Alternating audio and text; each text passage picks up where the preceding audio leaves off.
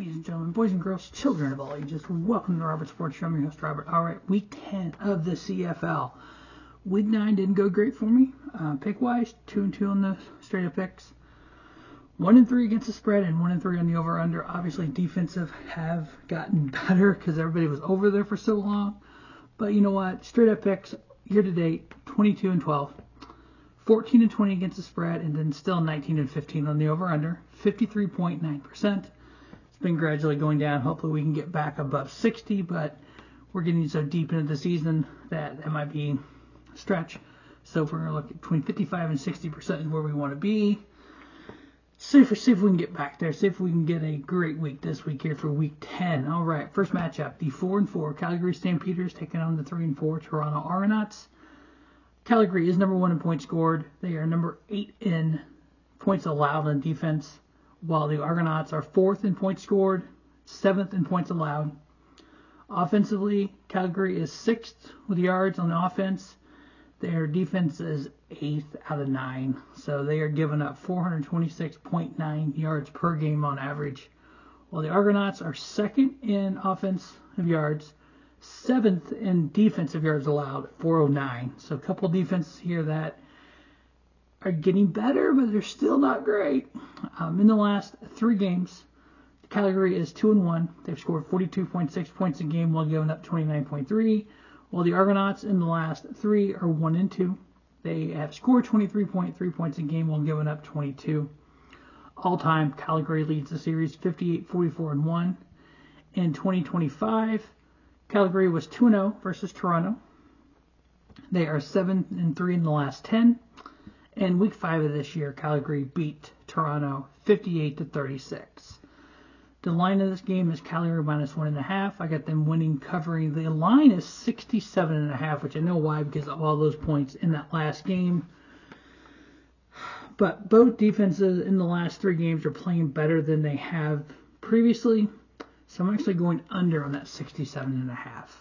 So we got a theme of under on this video. Normally it's been over. This one we're going to kind of bring that back and see if we can improve that over-under number. The 0-7 Ottawa Redblacks. They're going to win a game this year. I know they are. Don't know when, don't know who, but they're going to win a game this year. Saskatchewan Roughriders were 5-2. Saskatchewan, 3rd in offensive yards, 4th in defense allowed, 3rd in points scored, 3rd in points allowed. In the last 3 games, they have scored 33.3 points a game, which is about their average in the season, which is 33.1. Defense is a little bit better. They are only giving up 23 points a game in the last 3 versus that 27.9 for the year-to-date average. They are 2-1 in those last 3. Ottawa, on the other hand, 8th in points scored, 9th in points allowed, 8th in offensive yards, 9th in defensive yards. They're giving up 447 yards per game. Wow. In the last 3, Ottawa scoring 23, giving up 32. They're 0-3. All-time, Saskatchewan leads the series 14-7-1. Last year, Saskatchewan beat them twice. Saskatchewan is 8-1-1 versus Ottawa in the last 10 games. In week 5 of this year, Saskatchewan won 27-22. Saskatchewan is favored by 7.5. Got them winning, covering. 61.5 is the number. Now, we know that week 5, it was only 49. So I don't know quite where that 61.5 is coming from. Obviously, probably because Saskatchewan has been scoring 33 points a game on average for the year, and Ottawa's given up 35 points a game. But I'm actually going to go under on that 61.5 there for Saskatchewan winning over Ottawa. Next up, probably a matchup of the week. We have the 2 best teams, 6-2, Edmonton Elks taking on the 7-1 Montreal Alouettes. The Alouettes, 2nd in points scored on the year, 2nd in defensive, fewest points allowed, 1st in offensive yards, 5th in defensive yards allowed, 3-0 in the last 3, scoring 34.3 points a game while giving up only 21. Edmonton, they're 5th in points allowed on the season, 1st in defense points allowed, so 25 points allowed is all they're giving up per game on average.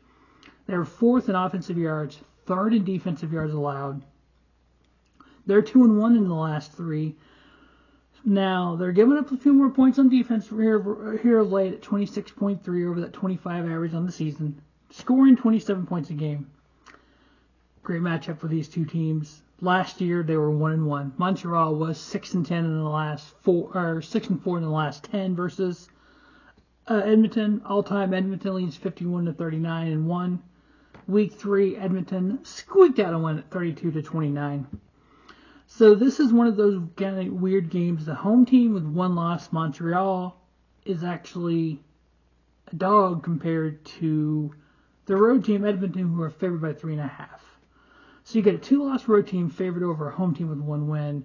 When the road team is the one that won the first game for the season, so it's like, okay, I can kind of see why they did that. But it's like, they're at home. It's Montreal. It's like, they're 3-0 in their last 3. So, Montreal winning, plus 3.5. I am taking under on that, 58.5. So that's the theme this week is under. Now watch everyone go over and go 4 in that category. Yeah, that's just why my luck goes sometimes, you know.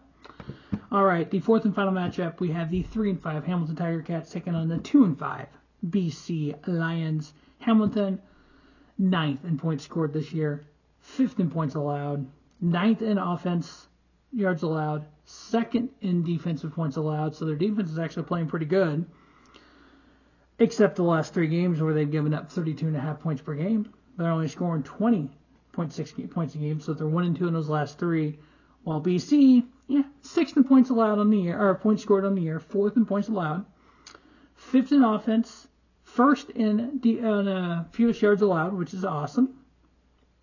They are 1-2 in the last 3, but ironically, they've given up and scored the exact same number of points, 21.3, 64 points in those 3 games. BC does lead the all-time series 60-39 and 2. Last year, the team was split. They were 1-1. Week 3 of this year, Hamilton won 41-27. BC is favored by 6.5 at home. That is a big number at home, and Hamilton's playing pretty good. All right, our defensive was. I'm going to go with Hamilton covers at 6.5. BC wins and under on the 56.5. So, as a recap, I got Calgary minus 1.5, under on the 67.5.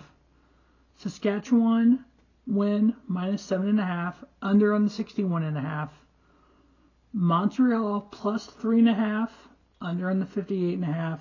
And then BC with a win. Hamilton plus 6.5. And then under on the 56.5. So those are the week 10 picks. The ideal is 12-0. The goal is 60%. We'll see where we fall somewhere in between there.